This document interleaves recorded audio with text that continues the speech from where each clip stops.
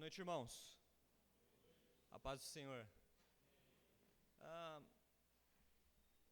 Eu sei que o pastor Lucas acabou de orar, mas até mesmo para um exercício de concentração, vamos orar por esse momento também, da palavra, que a gente possa dedicar esses minutos na profundidade do que Deus tem para nós, para que Ele fale nos nossos corações e principalmente, que Ele me use. Eu sou um servo tão limitado, com tantos pecados, e estar aqui é sempre um privilégio para mim. O peso da palavra é algo que me constrange. Então vamos orar. Obrigado, Pai, por tudo que o Senhor tem feito. Que nesse momento possamos estar dedicados e conectados, ó Pai, àquilo que o Senhor tem para nós. Fale aos nossos corações, não permita que haja distrações e que possamos sair daqui acrescentados, ó Pai, pela Tua palavra, em nome de Jesus. Amém. Irmãos, peço que vocês abram suas Bíblias em Romanos capítulo 14 e deixem ela aberta, que a gente vai fazer uma leitura em breve disso aí, do texto.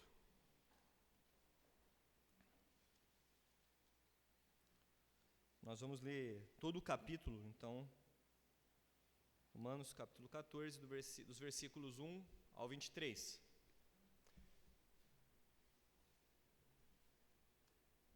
Mas antes da leitura do texto, eu queria fazer algumas considerações a respeito do nosso tema. O nosso tema é maturidade espiritual. Maturidade é um tema bem interessante quando a gente aborda pelo ponto de vista de experiência. A tendência natural é a gente pensar a maturidade, pessoas maduras, pessoas mais velhas. Isso é verdade? Sim, isso é verdade. Com certeza, se você fizer uma comparação, pessoas que têm 36 anos, que nem eu, com pessoas mais velhas que eu, a assertiva natural é crer que pessoas mais velhas que eu possuem uma experiência muito mais profunda, vivências inéditas que talvez eu realmente não tenha passado, mas que elas vão me acrescentar em conhecimento. Elas são mais maduras em certas vivências. Exemplo, eu tenho um filho de 1 ano e 7 meses. Daí quando eu pego pais de filhos adolescentes, eles falam: espere, você não viu nada, você vai torcer para voltar. Natural, porque a experiência e a maturidade que esse pai tem é uma experiência e uma maturidade que eu não tenho. Então, eu tenho as imaturidades que são naturais da minha idade. Só que eu fui pesquisar no dicionário o termo maturidade para aplicar no sentido maturidade espiritual.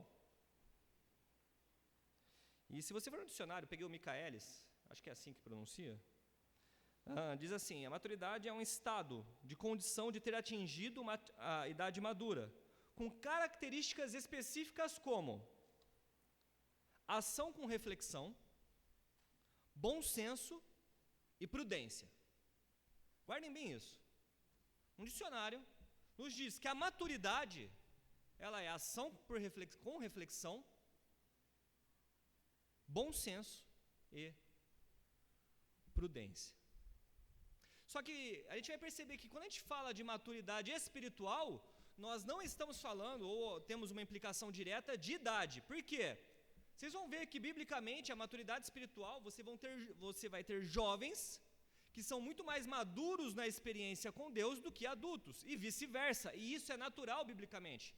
Então, o objetivo não é, para mim é confortável falar que ainda sou jovem, que talvez eu seja muito mais maduro espiritualmente que algum adulto, ou mais adulto que eu. É tentação natural fazer isso, mas não. A maturidade espiritual, ela é ao alcance de todos. Ela está ao alcance de todos. E eu lembro do apóstolo Paulo, em 1 Coríntios, capítulo 13, versículo 11.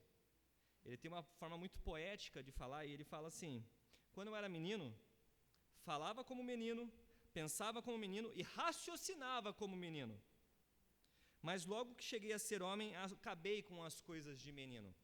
Significa que Paulo passou por um processo de maturação, ou em grego, teleios, a estatura de um homem perfeito. E não existe perfeição enquanto nós não tivermos o corpo glorificado.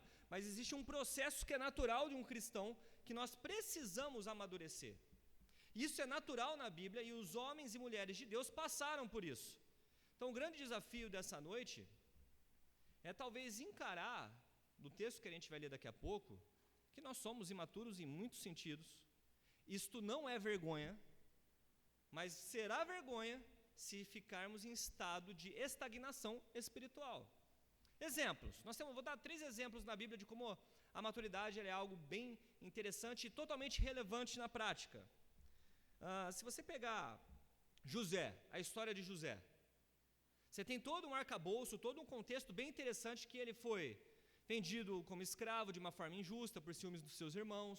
Deus deu visão a eles, deu 2 sonhos a ele. Ele ficou 13 anos lá. Só que quando chega no final da vida dele, em que ele tem que encarar os seus irmãos que fizeram tanto mal, você tem a inspiração de Deus na vida de José, no versículo de Gênesis, capítulo 50, versículo 20, diz assim: vocês, ele está falando para os irmãos dele, quando ele está confrontando os seus irmãos, vocês planejaram mal contra mim, mas Deus tornou esse mal em bem, para que hoje fosse preservada a vida de muitas pessoas. A maturidade espiritual de José entendeu que Deus permitiu que certas situações, circunstâncias ruins acontecessem com a vida dele, para que no final houvesse perdão e salvação de muitas pessoas. Nesse caso, são as tribos representadas através dos seus irmãos. Então ele entendeu que o mal que tinha ocorreu na vida dele se tornou em bem, com a permissão de Deus. Isso é maturidade. Segundo exemplo, Jó. O pastor Lucas recentemente fez um sermão sobre o livro de Jó, mas tem uma questão de profundidade do relacionamento de Jó com Deus e principalmente a maturidade espiritual que Jó alcançou depois de ter perdido tudo. O relacionamento dele com Deus foi algo muito mais profundo. Então, quando você pega Jó, capítulo 42, versículo 5, você tem um dos versículos mais famosos, que diz o seguinte, ele se referindo a Deus: antes eu te conhecia de ouvir falar, mas agora os meus olhos te veem. Ele olhou para todo o que tinha acontecido e viu a relação e a importância da intimidade com Deus. Então ele alcançou a maturidade. Ao contrário talvez de muitos dos nossos irmãos, que quando são acometidos de alguma tragédia, e tragédias vão acontecer, já falamos disso, sofrimento vai acontecer, isso não é uma pregação negativa, mas é um fato que traz a realidade à tona. Você pode me falar que talvez eu usei 2 exemplos de pessoas no fim da idade, no fim da vida, Jó e José. Mas vou pegar 3 camaradas novos, jovens, fiéis ao Senhor, e que tinham a noção de quem era Deus, que está lá em Daniel, capítulo 3, versículo 16 e 18, Sadraque, Mesaque e Abednego. Vamos lembrar a história? Nabucodonosor ergueu uma estátua, e ao tocar lá a trombeta, todos deveriam se curvar, e eles não se curvaram, e foram levados adiante do rei, e de repente, esses 3 jovens dão uma das respostas mais profundas, e que, queira ou não, é desafiador para todos nós, porque eles falam o seguinte: Nabucodonosor, não precisamos nos defender diante de ti. Se formos atirados na fornalha, em chamas, o Deus a quem prestamos culto pode, eles colocaram uma condição, pode nos livrar. E ele nos livrará, ó rei. Só que eles vão para o lado que também reflete o não de Deus. Mas se ele não nos livrar, saiba, ó rei, que não nos prostraremos culto aos seus deuses e nem adoraremos imagens de ouro que o Senhor mandou erguer. Ou seja, eles tinham a noção que Deus poderia fazer o milagre como não poderia, e que caso Deus não fizesse, eles não se prostrariam diante da imagem de Nabucodonosor. Isso é o quê? Maturidade espiritual. Então a gente pode ver que a maturidade, ela vai nos levar e vai nos conduzir a entender melhor os planos de Deus, compreender melhor o porquê estamos passando por certas situações e vai nos, através da força do Espírito Santo, vai nos conduzir ao centro da vontade dele. Por isso que vai ser interessante nós pegarmos esse texto de Romanos capítulo 14, que ele é um texto profundo, é um texto extremamente relevante ao atual debate que nós temos na igreja, ou que a igreja evangélica tem, e nós vamos dividir em três partes. E essas partes, elas vão ser bem dinâmicas e bem objetivas. Então vamos lá, está todo mundo com Romanos 14 aberto? Nós vamos ler os 6 primeiros versículos. Diz assim: Ora, quanto ao que é fraco na fé, recebei-o, mas não para condená-lo em questões discutíveis. Um crê que tudo se pode comer, e outro, que é fraco, come legumes. O que come, não despreze o que não come, e o que não come, não julgue o que come, pois Deus o recebeu por seu. Quem és tu que julgas o servo alheio? Para seu próprio Senhor ele está em pé ou cai, e estará firme, pois poderoso é Deus para o firmar. Um faz diferença entre dia e dia, mas outro julga iguais todos os dias. Cada um esteja inteiramente seguro em sua própria mente. Aquele que faz caso do dia, para o Senhor o faz. E quem come, para o Senhor come, pois Deus dá graça. E o que não come, para o Senhor não come, e dá graças a Deus. Olha só, vamos entender o que Paulo falou. Se você não entendeu o joguete de palavras, é muito interessante.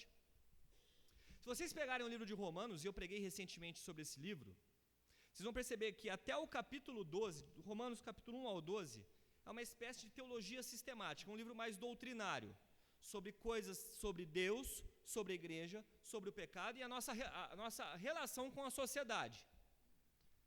Desculpa, até Romanos capítulo 13. Só que em Romanos 14 surge um problema, que ele está se dirigindo a pessoas que são fortes na fé, porque o texto continua em Romanos capítulo 15. Então ele fala, nós os fortes. Os fortes aqui nós vamos compreender como pessoas maduras na fé. Mas como pessoas maduras, nós temos problemas. Então qual é a questão que Paulo está trabalhando aqui? Nós temos 2 grupos de pessoas dentro da igreja. E entendam, esses 2 grupos de pessoas ainda existem como problemática que temos que resolver. Pessoas que são maduras, que sabem de fato a fé como ela é e qual é a responsabilidade de vivermos ela. E as pessoas que são fracas. Por muito tempo, eu já ouvi isso em algumas interpretações. Talvez você também já deve ter escutado em algum lugar. Que fraco na fé aqui é uma pessoa nova convertida. Alguém já ouviu isso? Paulo está falando aos novos convertidos. Pessoas que ainda são imaturas, estão chegando na igreja. Não. Paulo está falando a pessoas que estão há tempos na igreja, anos na igreja, mas ainda não sabem diferenciar pecado de costumes. Então, as pessoas demonizaram os costumes e santificaram dias e comidas e por aí vai. Nada muito diferente do que nós vivemos. Exemplo, o apóstolo Paulo ele fala que nós não podemos chamar pessoas que nós sabemos que são fracas na fé para ficar contendendo com elas, ou seja, causar discussões. Por exemplo, gente, aqui em diante é polêmica pura. E a gente vai fazer isso com muita responsabilidade, porque o objetivo aqui não é dar indireta não, porque o que eu vou falar aqui, a Igreja Evangélica Batista Livre ou qualquer outra igreja discute isso. Pastor Lucas, eu acho que já perdeu alguns cabelos por isso. Não, né? Pastor Júnior, Pastor Kenneth, eu ainda continuo com o cabelo intacto, só está branco. Mas vou dar um exemplo. Vários exemplos, para vocês entenderem o contexto. Se vocês forem em igrejas evangélicas batistas livres em Minas, não estou falando em todas, uma bateria é um motivo de escândalo. Porque a bateria é um instrumento do rock, né, Brunão? E rock é coisa do diabo. Como pode ter um instrumento do diabo dentro da casa de Deus? Isso é o senso comum. Que a Bíblia fala que tudo foi criado para Deus e para o louvor da glória dele. O ser humano faz o uso equivocado disso. Daí vai ficar os batistas livres de Campinas, primeira igreja batista livre, discutindo. Se eu sei que isso é um motivo de discórdia entre os meus irmãos na fé, que acham que a bateria é um instrumento do diabo, quando eu estiver em comunhão com eles, eu não devo tocar nesse assunto. Por prudência, isso é maturidade. Eu não vou lá, vou criar uma intriga agora. Gente, falo isso porque eu sou totalmente tocado por essa palavra, porque eu sou um criador de intrigas. Vocês sabem disso, sou polemista. Eu sou um filósofo polemista. Olha aqui, até egoísmo, egocêntrico, falei, sou um filósofo polemista. Porque eu gosto da polêmica. Mas a polêmica muitas vezes reflete a minha imaturidade na fé. Então eu estou confessando que isso pode ser uma pedra de tropeço na minha vida. É engraçado? É. Mas não quando as pessoas te rotulam como o polêmico. Às vezes você está falando uma coisa séria, lá vem Marcelo polemizar. Então não é bom, porque talvez, quantas vezes eu levantei intrigas e polêmicas, porque eu sabia que o irmão estava lá, ele não concordava comigo, mas eu levantava a questão só para ver ele cair em contradição. E é exatamente isso que Paulo está falando, não faça. Então, está vendo, Marcelo? Não faça mais. Pare. Isso é imaturidade. Porque daí ele começa a dar um exemplo de alguns acham que tem comida santa, outros falam que tem dias santos. E só para deixar bem claro, o apóstolo Paulo não está falando de sábado aqui, porque os evangélicos que não são sabatistas, ou seja, que guardam o sábado, acham que o texto está falando de sábado, não está falando de sábado. Está falando dos dias. Os judeus, eles celebravam festas e dias. Alguns consideravam uma festa mais importante que a outra. Outros consideravam todas as festas importantes. E Paulo está falando que isso é extremamente irrelevante.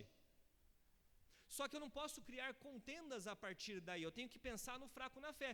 E, gente, pode ter pessoas com 20 anos de igreja, 30, que são fracas. São imaturas. Porque ficam pegando a mesma coisa.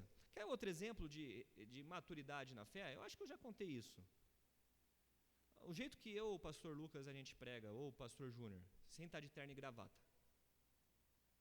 Tem igreja que isso é um escândalo. Eu já fui proibido de pregar numa igreja porque eu não estava de gravata. Em 2010. Fui convidado para pregar. E não pude. Cadê a gravata? Então isso é sério, a gente fala dos católicos que tem a gola clerical, mas santificamos algo que a Bíblia não fala nada a respeito. Isso é um costume, e uma pessoa não seguir esse costume não é pecado. Entenda isso. A gente está aqui, eu estou escandalizando alguém porque eu estou com essa roupa? Se eu estiver escandalizando, talvez eu tenha que repensar o tipo de roupa que eu use, mas eu não vou, talvez, colocar num país tropical um paletó para agradar crente chato. Porque isso não é reflexão das escrituras, é que tem crente que é imaturo. Daí a gente tem que ficar lá voltando a assuntos que são extremamente irrelevantes para a igreja. E Paulo está falando, nós não devemos usar isso como motivo para causar discórdia. Outro exemplo, vou dar só costume que não tem nada bíblico. O cara não vai na igreja há 3 domingos, é dia da ceia. Não, hoje eu tenho que ir na igreja, hoje é a Santa Ceia. Porque hoje tem ceia, não posso faltar. Qual é a diferença? Se a gente for analisar teologicamente, qual é a diferença? A igreja primitiva celebrava a ceia todos os dias que eles se encontravam. Daí o cara fala, não, vou na igreja porque hoje é Santa Ceia. Irmão, isso é imaturidade. Você tem que vir na igreja pelo Senhor, não pelo que vai ter no culto. Porque o culto é ao Senhor. A ceia é um memorial que nós fazemos celebrando a volta de Cristo. Então não é, hoje a gente vai ter a Santa Ceia, então a gente tem que ir. Então vocês percebem o quanto nós somos imaturos em certos aspectos, em tantas outras coisas? Santificamos e brigamos para ver quem é mais correto. Por exemplo, agora temos slide, mas o pessoal fala, mas a época da transparência era melhor. Aquela transparência toda mofada. Dá até para ver o inseto morto. Vocês lembram disso? Dava para ver lá o cadáver do inseto há anos lá. Mas as pessoas preferem. Não, tem Bíblia que até a tradução ela é normatizada. Nós só lemos a Bíblia Ferreira de Almeida corrigida. Que o você só falta ser voz me ser. É mais uma linguagem perto do próximo do Senhor. Mentira! Tá certo, tem algumas Bíblias que são traduções demoníacas. Se você pegar, e aí eu dou um exemplo rapidinho, um serviço de apologética. Falamos disso no ETBL. Gente, tradução da Bíblia não é inerrante. Aprendam isso.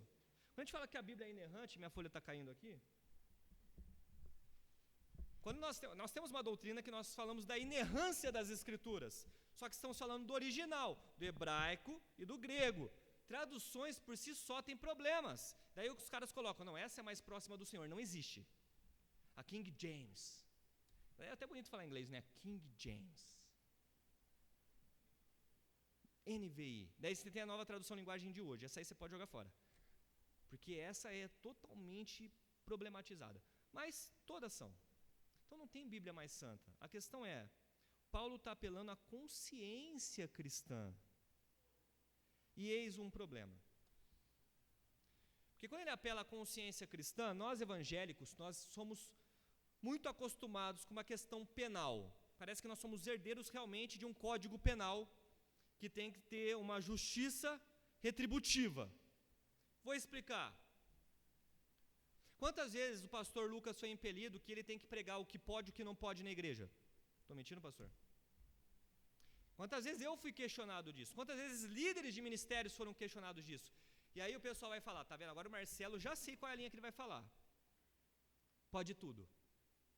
Tem gente que é assim, falou em consciência cristã, já acha que eu estou falando de relativismo. Pois bem, vamos deixar claro e vamos pôr o pingo nos is. Que aí há um problema que a igreja tem uma preguiça intelectual. Eu falo igreja evangélica brasileira. E aí, gente, doa quem doer. Porque dói em mim. Se dói em mim, tem que doer em todos. Brincadeira. Por que eu falo que é preguiça intelectual? Porque Paulo fala da consciência. E o que é consciência cristã? A gente tem que fazer uma diferenciação. O que é consciência cristã e o que é relativismo. E as pessoas têm que saber o que é um e o que é outro. Quando eu trago consciência cristã, significa que eu estou apelando à sua vida com Deus, à sua comunhão com Cristo, e a sua comunhão com Cristo e aquilo que Cristo é apresentado nas Escrituras, isso vai ser a medida de todas as coisas. Cristo vai ser a medida do que pode e o que não pode. Nós não precisamos falar o que você deve ou não fazer. E Paulo está fazendo exatamente isso. Então não é o que eu acho do que Cristo falou. Se eu estou em dúvida em alguma coisa, o Espírito Santo vai falar na sua vida, você vai ler as Escrituras, eu vou ler as Escrituras e vou meditar sobre esse tema. Isso é consciência cristã. Relativismo é uma coisa que surgiu lá no século XVIII, pós-iluminismo, principalmente que o iluminismo ele faz uma diferenciação entre religião e Estado, e aquela coisa que todas as coisas você pode fazer, Deus não existe, e o homem é a medida de todas as coisas. Essa é a diferença. No relativismo, o homem é a medida de todas as coisas. No relativismo, o homem não tem pudor. O pastor Lucas deu um exemplo do carnaval que aconteceu na rua dele semana passada. As pessoas, tem gente que fica chocada, mas bem-vindo ao Brasil. Pessoas usam o banheiro na frente dos outros sem pudor nenhum. Então a gente não está falando que se algo me traz dúvida, não estou falando que pode todas as coisas, não. E nem a Bíblia está falando. Então quando a gente fala, olha, a Bíblia... Nossa, acho que a gente já falou disso umas 100 vezes. A Bíblia não fala se pode ou não pode beber. A Bíblia deixa isso numa área meio nebulosa. Nossa, você está falando que a Bíblia ela é incorreta? Não. É que os problemas sociais oriundos do alcoolismo hoje são diferentes de contexto. É melhor que talvez não faça, mas a Bíblia não dá um parecer final. Daí você vai questionar, a primeira milagre de Jesus, bodas de Caná, João capítulo 2, ele transformou o quê? Água em vinho. E não vem falar que é um tangue de uva. Ah não, Jesus transformou água em vinho, aquele vinho não era alcoólico. Tá, aonde? Porque a Bíblia fala, não vos embriagueis com vinho onde há contenda. Se há contenda é porque o vinho tem algum problema. Mas nós não estamos falando que é para sair bebendo e dando mau testemunho. É só isso. Isso serve para roupa, isso serve para a forma de falar, para o que eu vou postar no Facebook, ou para o que eu vou postar no Instagram. Isso serve para tudo. A consciência cristã, vamos lembrar, Cristo é a medida, e não você. Parece difícil de entender, porque a gente se perde nessas discussões. A gente briga com a família. Mas quantas vezes nós voltamos às Escrituras? Quantas vezes nós somos os fracos na fé? Eu posso falar por mim. Quantas vezes eu fui muito imaturo? Mas é isso que Paulo está orientando. Então aí ele continua. Deixa eu ver se eu não esqueci nada aqui, porque eu me empolguei.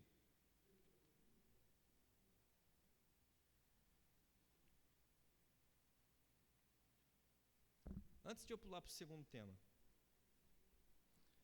Os maduros na fé não devem desprezar pessoas fracas na fé. É isso que os 6 primeiros versículos estão falando. Então, se nós somos maduros de fato, devemos tolerar, devemos ter paciência. E uma paciência, às vezes, que vai além? Sim, porque é isso que faz uma pessoa forte, é isso que faz uma pessoa madura. Só que Paulo continua, porque ele vai entrar na questão de julgamento. Que as pessoas confundem costumes e transformam costumes em pecado. Talvez você já deve ter ouvido falar, o sagrado e o profano. Já ouviram falar dessa expressão? A maioria das coisas que estão aqui na igreja já foram consideradas profanas, ou seja, não sacras, né? Coisas que não são do Senhor, e hoje estão aqui. Guitarra, microfone, bateria e por aí vai. Vocês sabem, alguém já fez estudo do cantor cristão? Cantor cristão. Os hinos que os tradicionais gostam demais. Eu gosto, tá? Vocês percebem que no louvor eu resgato. Então eu acho que eu tenho um crédito com a galera para poder falar disso. O pastor Lucas fala que tem que tomar o quê? Antialérgico. Vocês sabem que eu gosto de louvor antigo. E gente, isso não, pelo amor de Deus, eu não estou falando que eu sou melhor que ninguém, porque eu já falei um monte de coisa errada que eu já fiz aqui. Mas existe um problema no cantor cristão. As melodias criadas lá eram melodias que eram tocadas em cabarés, algumas músicas. Vocês sabiam disso? A galera que santificou o cantor cristão devem falar que o rock é do demônio. É lógico que a gente não vai sair tocando funk aqui, tá? Outra coisa, não pode todos os estilos. Não! Claro que não pode todos os estilos. Porque se vai trazer escândalo, eu tenho que pensar. Exemplo, Igreja Batista Livre, culto de jovens, lá em 2006, 2007, o Mateus vai lembrar disso aí. Fomos fazer um intercâmbio. Eu acho que meu irmão tinha ficado noivo no dia. Te lembra da história do irmão, né? Para alguns, aquele dia triste para ele. Brincadeira, noivado é bênção, gente, pelo amor de Deus. Mas, no dia do noivado do meu irmão, a igreja foi fazer um intercâmbio e eu lembro disso por quê? De repente, começou a tocar um samba num culto de jovens. O que aconteceu? O Mateus deve lembrar. O pessoal começou a sambar.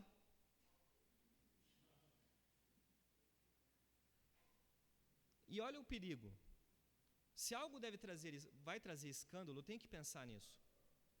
Estamos falando de jovens que biologicamente estão explodindo o hormônio pela orelha. Isso é sério. As meninas começaram a rebolar. O louvor era para Deus, fez assim, ó.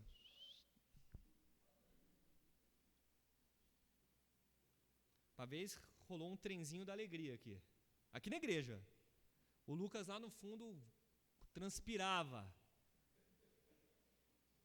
Era o primeiro louvai, no mesmo ano. Ele me chamou, né, seminarista, primeiro ano de seminário. Marcelo, tá errado isso aí. Daí quem teve que ser o chato da história? Tive que vir aqui na frente. Gente, nosso propósito é louvar a Deus, não é para ficar fazendo trenzinho da alegria aqui. Vocês podem cair, pode machucar e virar um grande problema. Equilíbrio. Então, isso não é ser chato. Nós não podemos pegar os extremos. A gente fala sempre disso. Mas a gente tem que buscar um equilíbrio, que esse equilíbrio aponte a Cristo. Onde Cristo seja glorificado. Onde os fracos na fé sejam fortalecidos. E que não haja escândalo entre nós. Porque entra nesse segundo ponto que o apóstolo Paulo fala. E qual é o segundo ponto?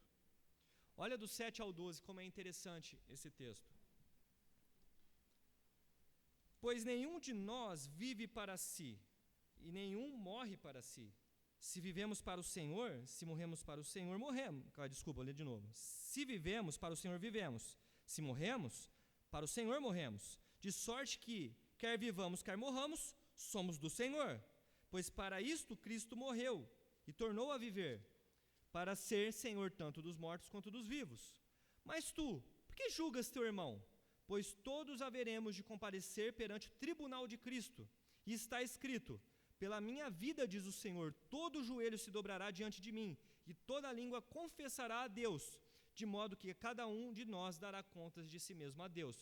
Qual é a questão? Os fracos na fé têm costume de julgar tudo e todos. Os imaturos fazem isso, porque eles já julgam até o estado de eternidade dessa pessoa. Só que qual é o risco? Nós cristãos devemos condenar pecados. Até aí, certo? Tranquilo? Pecado é a obrigação de todos nós cristãos. Nós devemos condenar. O primeiro pecado que a gente deve condenar é aquele que habita em nós. Está lá em Romanos 7.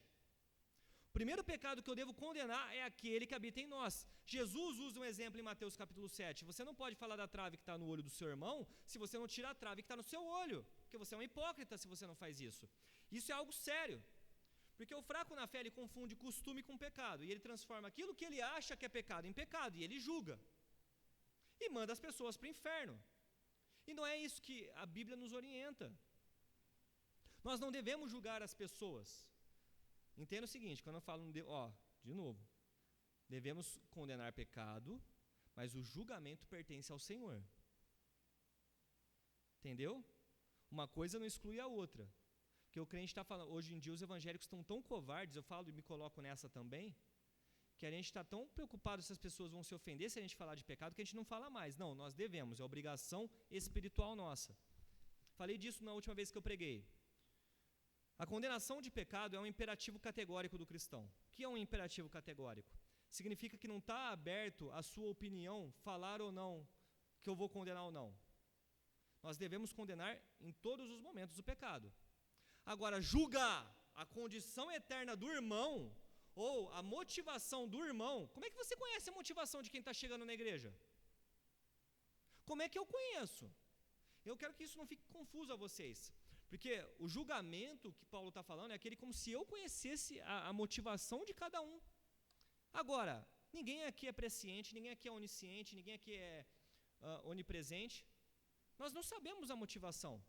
Daí está lá o irmão levantando a mão, está adorando com alegria. E ele levantou a mão, porque a adoração dele levou a isso. Daí está lá o outro lá, está vendo? Está querendo se achar. Está querendo mostrar que é mais espiritual que os outros. Como é que você sabe? Como é que eu sei? Pô, o irmão ficou de joelho. Está fazendo coisa errada, porque quando hora de joelho... Eu ouvi isso aqui, tá? Não estou falando de outra igreja não, estou falando da nossa. Eu ouvi isso aqui. Olha o irmão lá. Joelhou. Eu não lembro da Bíblia falar que qualquer posição, qual é a posição mostra qual é o nosso nível de pecado. Não existe isso. É esse tipo de condenação que a gente tem que tomar, devemos tomar cuidado. Porque o irmão fraco na fé, ele vai condenar tudo e a todos que ele acha, ele vai ser a medida de todas as coisas, e não Cristo. E o que a Bíblia orienta? Devemos ter paciência com esse cara, mas há uma exortação aqui. Julgamento cabe a Deus, não cabe a nós. Se você acha que conhece a motivação do seu irmão, por mais experiência que você tenha ao lado de uma pessoa, não dá justificativa legal e espiritual para julgarmos a intenção de alguém. A motivação. A única pessoa que você vê isso na Bíblia é quem? É Jesus. Você vai ver lá os evangelhos. Quantas vezes os evangelhos apontam que Jesus conhecia o coração dos fariseus? Várias vezes. Isso me remete a uma Mishnah. O que é uma Mishnah? É uma tradição oral judaica. E tem um rabino. Gente, eu não estou inventando o nome de ninguém aqui não, tá? Depois eu conto uma história para vocês aí, que está acontecendo comigo essa semana. A Júlia, mostrei para ela, os jovens tiveram acesso a isso ontem. Mas uma hora eu conto para vocês. Tem uma Mishnah, a Mishnah, só para vocês entenderem, é uma tradição oral judaica escrita, tá? De rabinos da época de Cristo. E tem um rabino, o nome é meio difícil, mas eu vou tentar, tá? Chama Elassar Hakapar. Elassar Hakapar. E ele está falando exatamente dessa questão do julgamento de Deus. Porque Deus, ele conhece as nossas motivações para julgar alguém. E nós deveríamos, em primeiro lugar, temer isso. Realmente é temer, porque Deus conhece o nosso coração quando nós julgamos alguém.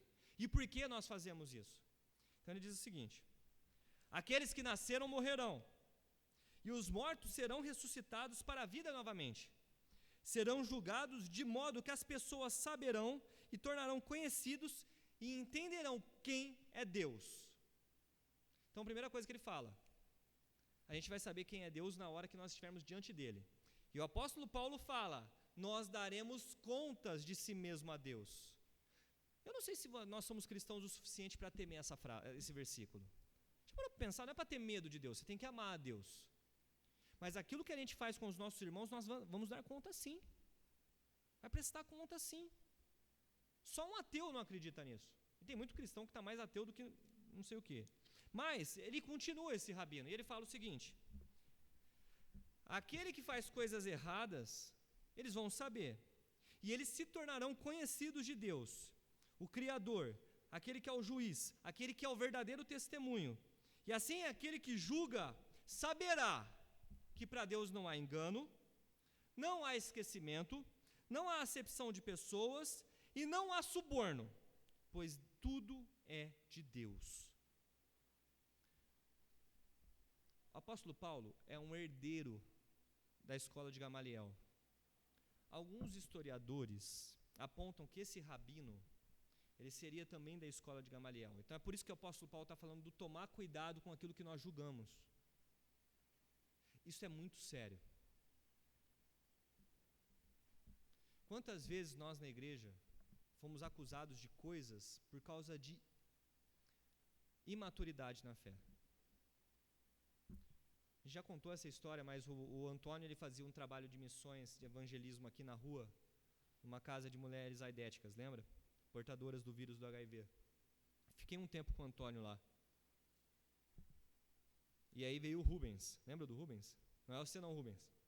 O Rubens era um travesti. Se olhava para ele assim, enganava. Você só sabia que era homem porque na hora que você falava, ia dar, ô irmão, tudo bem? Ô, seja bem-vinda. Qual é o seu nome? Rubens.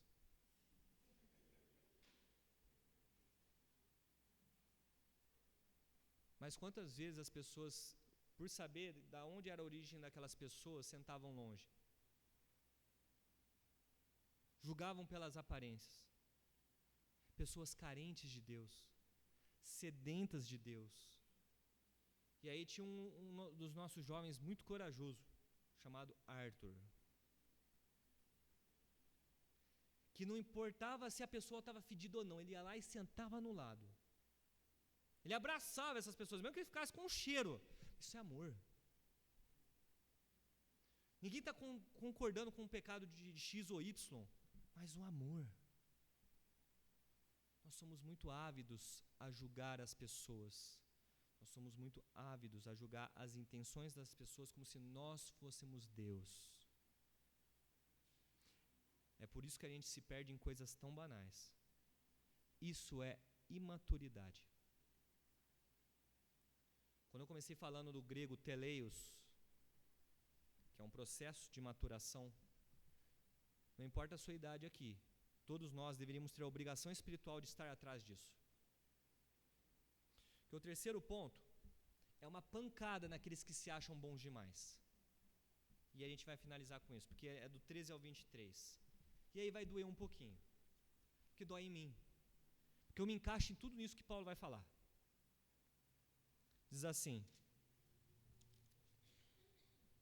portanto, não nos julguemos mais uns aos outros, antes seja o vosso propósito não por tropeço ou causar escândalo ao irmão. Eu sei, e estou certo, que o Senhor Jesus, que nenhuma coisa é de si mesma imunda, mas se alguém a tem por imunda, então para esse é imunda. Se por causa da comida se entristece o teu irmão, já não andas conforme o amor. Não faças perecer por causa da tua comida aquele por quem Cristo morreu. Não seja blasfemado o vosso bem, pois o reino de Deus não é comida nem bebida, mas justiça, paz e alegria no Espírito Santo. Porque quem nisto serve a Cristo? Agradável é a Deus e aprovado pelos homens. Sigamos, pois, as coisas que servem para a paz e para a edificação de uns para com os outros. Não destruas por causa da comida a obra de Deus. É verdade que tudo é limpo, mas é errado o homem comer qualquer alimento que leve o seu irmão a cair. Bom é não comer carne, nem beber vinho, ou fazer outras coisas em que teu irmão tropece, ou se escandalize, ou se enfraqueça. Tem tus fé? Tem-na em ti mesmo diante de Deus. Bem-aventurado aquele que não se condena naquilo que aprova. Aquele, porém, que tem dúvidas se come, está condenado, porque não come por fé, e tudo que não provém da fé é pecado. Qual é a paulada aqui? Nossa, lembra que eu falei no começo da mensagem que Paulo está se dirigindo aos fortes, e ele vai identificar essas pessoas em Romanos capítulo 15. E nós, os fortes na fé, até os fortes têm fraqueza. E qual é a questão da fraqueza aqui? Eu não acho que isso é pecado, eu vou fazer, doa a quem doer. Quem já fez isso? Várias vezes. Eu não acho que isso é errado, eu vou postar no Facebook, e se o irmão tem problema, ele que se resolva com Deus. Quem já fez isso?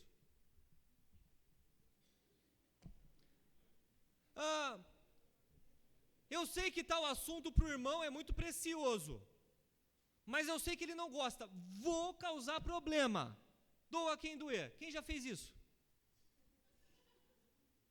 Já fiz tudo, e ainda faço, e faço para minha vergonha. Hoje eu não tenho mais desculpa diante de vocês de fazer a mesma coisa, porque Deus ele primeiro me deu a bordoada, e agora eu confesso o meu pecado diante de vocês, e cabe a vocês me corrigirem. É assim que é. Tem um vídeo, né? E é assim mesmo. É assim que é. Sabe por quê? O apóstolo Paulo está exortando a gente. Se você sabe que isso vai trazer problema, não faça. Busque viver em paz. Se você faz algo para criar contenda, você já perdeu o amor. Ele não está falando para pessoas que não são cristãs, ele está falando para cristãos fracos e fortes, maduros ou imaturos. Isso dói. Sabe por quê? Se vocês pegarem o livro de Hebreus, e a gente vai ler esse texto, ou se você quiser anotar, eu faço a leitura, eu não sou dos melhores leitores da Bíblia, né? Mas Hebreus, capítulo 5, é outra chapuletada na gente. Porque se você pegar Hebreus capítulo 5, do versículo 11 ao 13, diz o seguinte: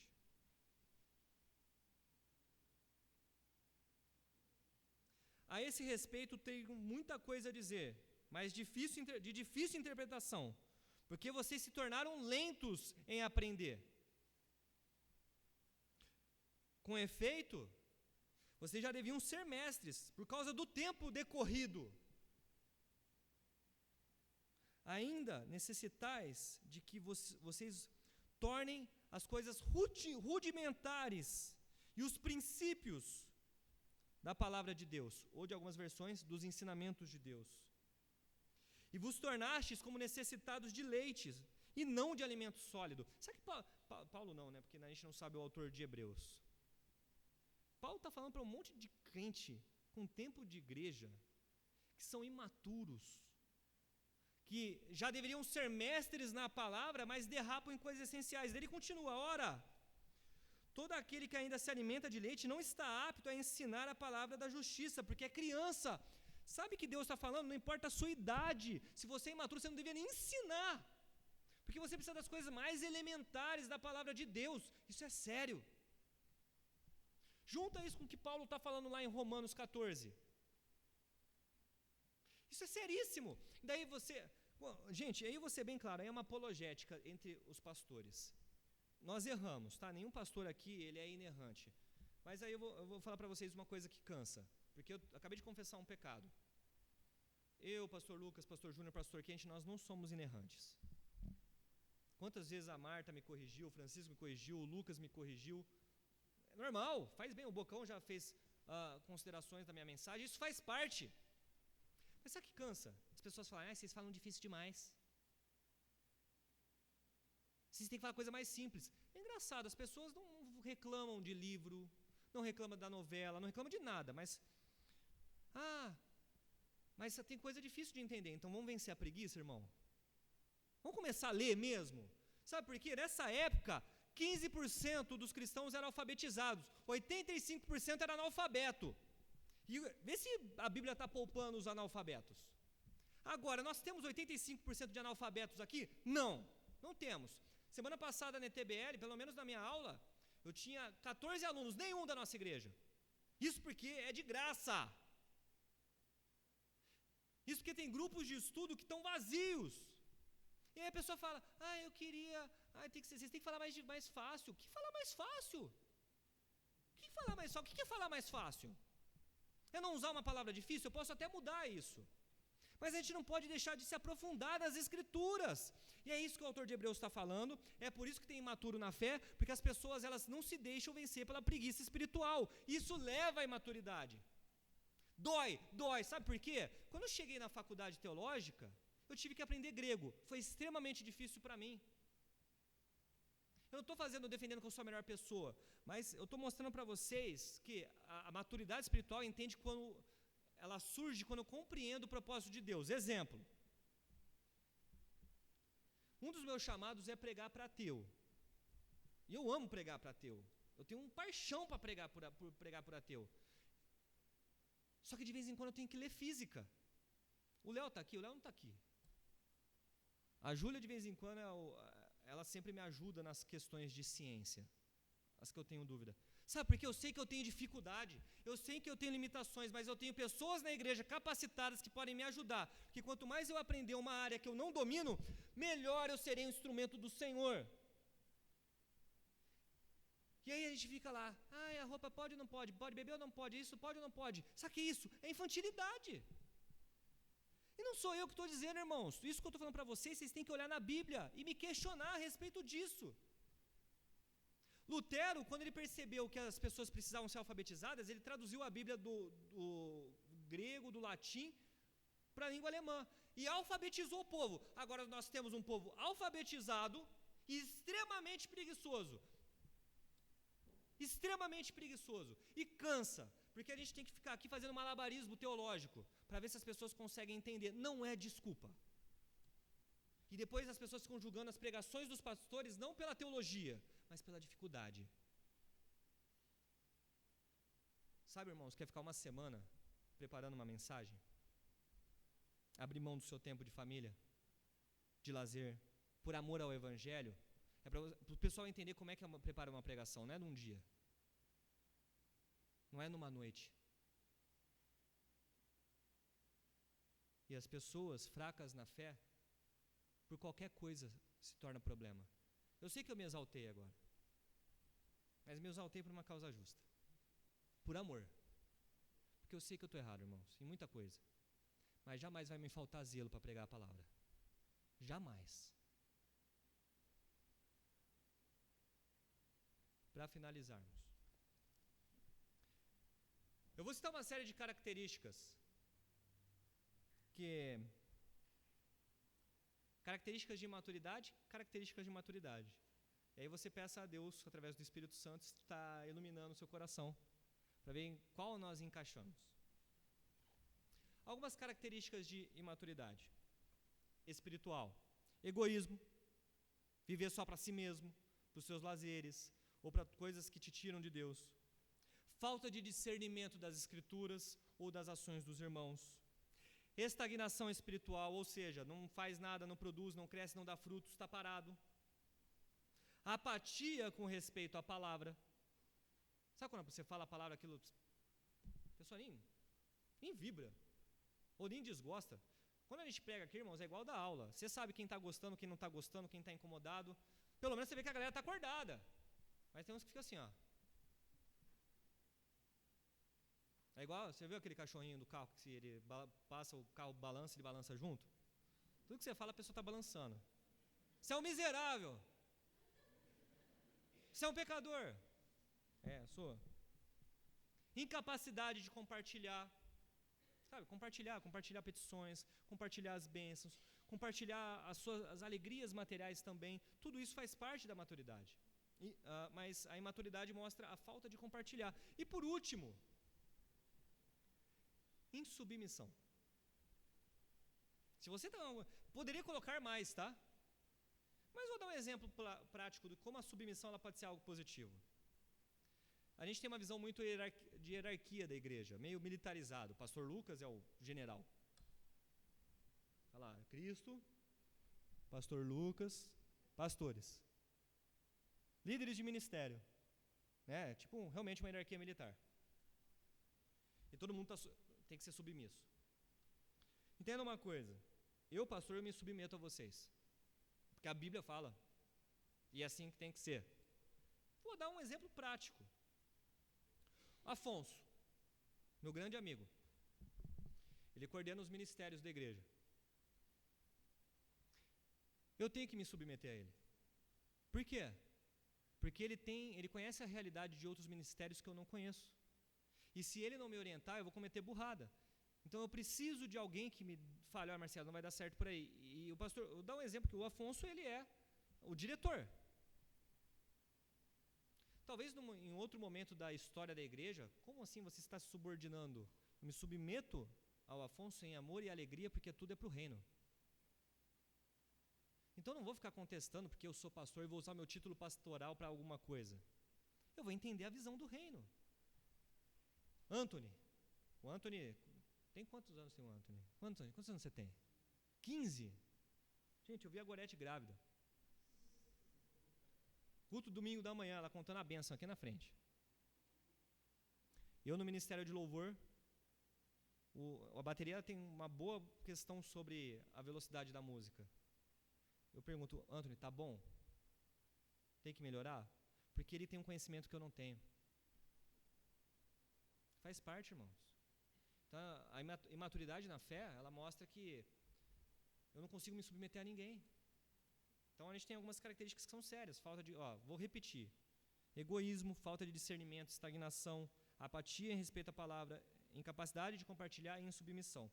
Agora, para finalizarmos com chave de ouro, nós temos características de maturidade, que são convicção da fé, exercício na prática da verdade, ou seja, é uma coisa constante, não é só no domingo, comunhão com os irmãos na fé, com os fracos e com os fortes, e buscar viver em paz com os irmãos, porque além de ser um arauto da palavra, eu tenho que buscar o amor e a paz para com todos, é uma exortação bíblica.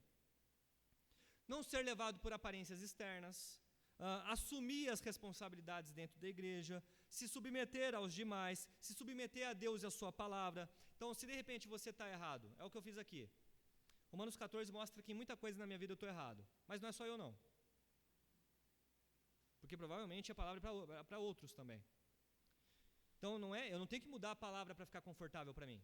Eu tenho que me adaptar à palavra. Me aperfeiçoar no amor e me aperfeiçoar no conhecimento das Escrituras. Esses são sinais de maturidade. Então o nosso desafio é vencermos a nossa imaturidade espiritual, rompermos as barreiras e crescer no conhecimento do Senhor e crescer na nossa relação para com o próximo, que assim demonstraremos a nossa maturidade. Vamos orar. Obrigado, Pai, por esta palavra, obrigado porque o Senhor tem falado aos nossos corações. Dura é essa palavra, Deus. Começo por mim. Tantos pecados, ó Pai, quantas vezes eu fui imaturo na fé, quantas vezes eu fiz outras pessoas tropeçarem na fé. E digo isso para minha vergonha, Pai. Esteja nos conduzindo à Tua vontade. Que possamos ser fortes, maduros, para que sejamos uma igreja forte, ó Pai, para socorrer os necessitados, para socorrer aqueles que estão tombados no caminho e também os fracos, ó Pai. Nos ajude, nos aperfeiçoe na Tua palavra e que Teu Espírito Santo esteja agindo em nós. É o que eu oro agradecido em nome de Jesus. Amém.